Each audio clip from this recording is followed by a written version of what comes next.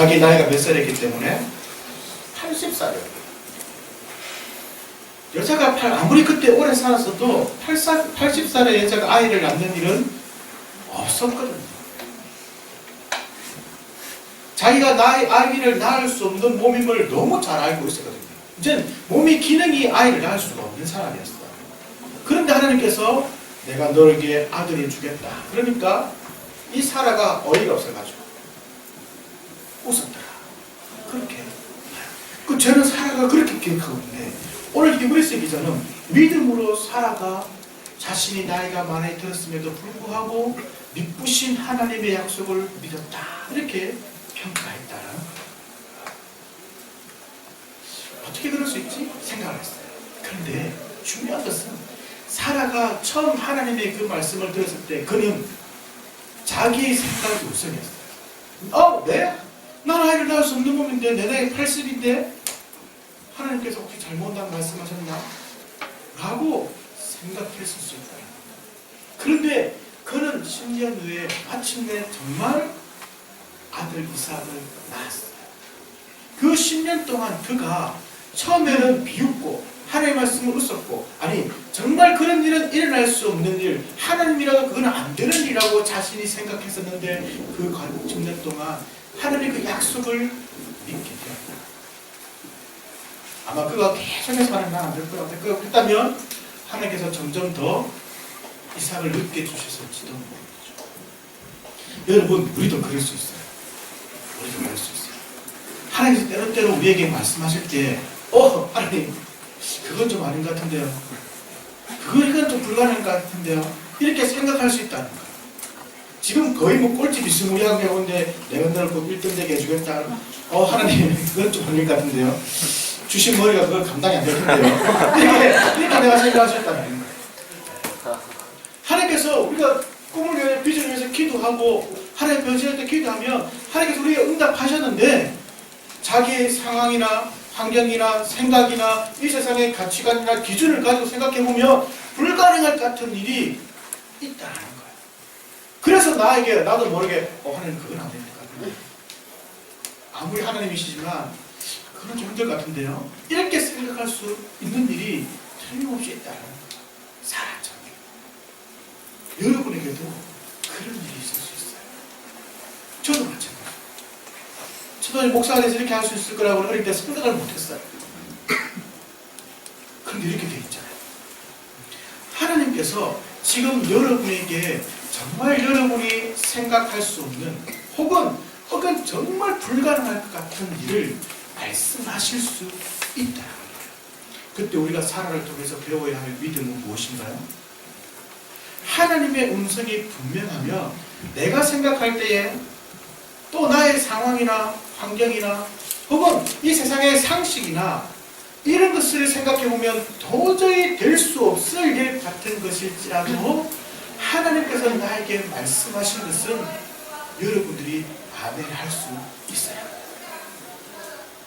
그래서 오늘 성경에 보니까 사라에게는 특별히 약속하신 일을 미쁘신 줄 알았다 그랬어요. 미쁘다라는 말의 뜻은 무엇인가요? 미쁘다를 여러분이 금방 이해할 수 있는 단어로 고치면 뭘까요? 믿을 수 있다. 네, 어디서 들었어요? 영어. 아니 근데 여러분 미쁘다라는 단어의 지금으로 표현한다면요 믿을만 하다. 하나님께서 사라가 처음 하나님의 약속을 들었을 때는 도저히 믿을 수 없는 일이었는데 그가 하나님께서 하신 약속은 틀림없이 이루어지는 신실한 하신 약속은 반드시 이루시는 믿을만하신 분이라는 것을 그가 깨달은 후에 그 하나님을 인정하고 믿었다. 처음에 그렇지 못했지만 사랑하는 여러분 우리도 사라 같은 경우가 많이 있어요.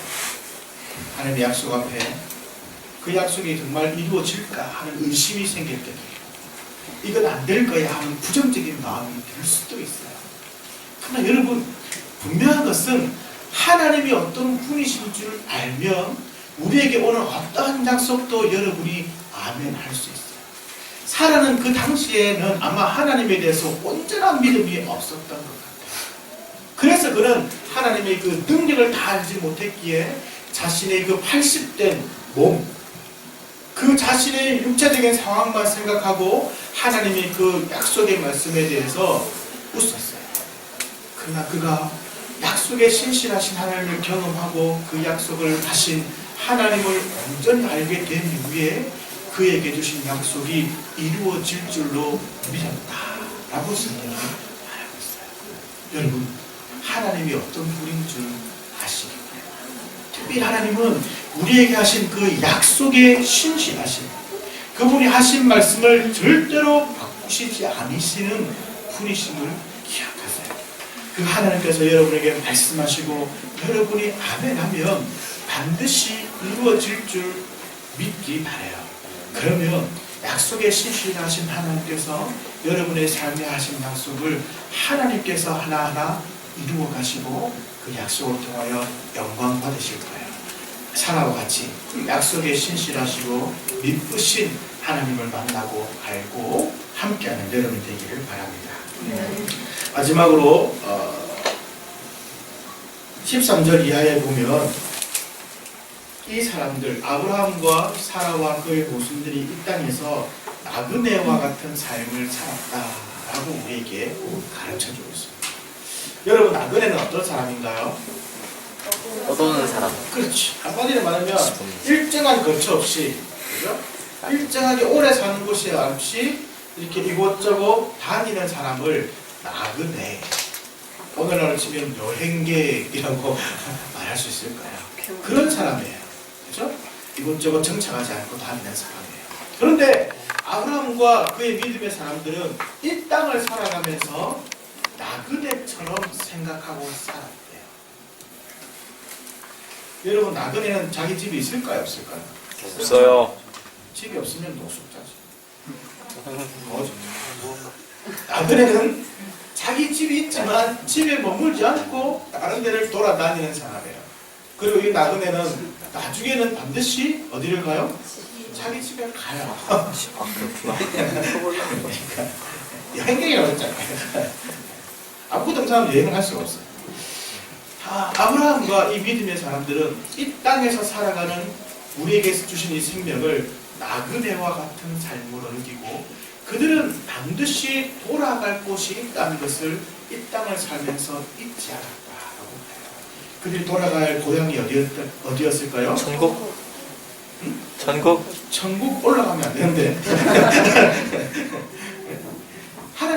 하나님께서 그분의 자녀를 이 땅에 보내시고 때가 되면 그들을 다시 하늘로 데려가시죠.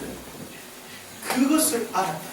죽으면 끝이 아니라 이 땅에서의 삶은 나그네 삶이고 이 땅에서의 삶이 끝나면 우리가 처음 왔던 그 본향 하늘나라로 돌아간다는 것을 믿었어요. 그들이 그렇게 나그네 삶을 살면서 제일 두려웠던 것이 무엇이었을까요? 고향이 못 가는 거. 고향이 못 가는 거. 좀 이렇게 신앙적인 말로 하면 어디를 못 가는 거? 천국에 못 가는 거. 그들은 천국이 있는 줄, 하나님이 계신 그 본향이 있는 줄 분명히 알고 그곳에 가기를 너무 사모했기 때문에 이 땅에서 어떻게 해요? 그 나라 사람처럼 나그네처럼 살았다. 이 땅에서 정착해서 영원히 살 사람으로 생각하지 않고 그들 이 땅은 틀림없이 떠날 것이고 그래서 이 땅에서의 미련을 두지 않고 그들이 가야 할 본향 하늘나라에 가기를 사모하고 기대하고 원했다라는 거예요. 믿음의 사람들이 다 그랬다. 어떻게 해요? 이 땅에서의 삶을 끝이라고 여기지 않았다. 여기는 잠깐 머무는 것이고 이곳에서 내 믿음을 보이고 내가 가야 할 하나님 나라 천국에 가는 것을 가장 큰 소망으로 알고 살았다. 그들의 가장 두려운 것은 고향에 돌아가지 못하는 것이었어요. 사랑하는 여러분, 여러분은 이 땅을 어떻게 살아야 합니까? 여러분의 관심은 어디에 있나요? 정말 여러분이 가야 할 본향이 있는 줄